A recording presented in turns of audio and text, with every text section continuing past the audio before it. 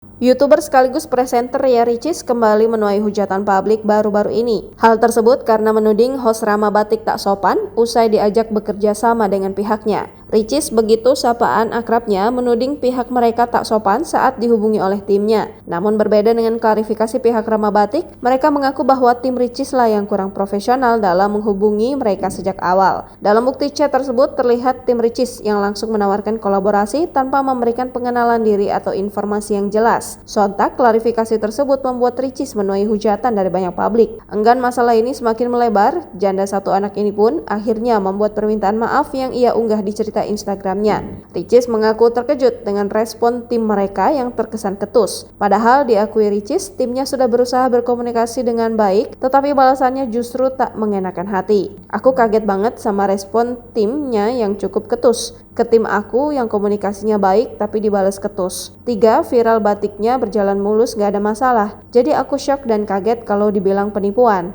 terang Ricis. Pemilik nama asli Ria Yunita berdalih bahwa pihak mereka memang mengundang dengan baik-baik. Tidak ada permintaan alamat atau hal-hal pribadi lainnya yang bisa mengarah pada penipuan. Ricis mengutarakan bahwa niat awal mengundang rekan-rekan Rama Batik murni karena ingin berkolaborasi. Tidak ada niat sedikit pun untuk menjatuhkan siapapun.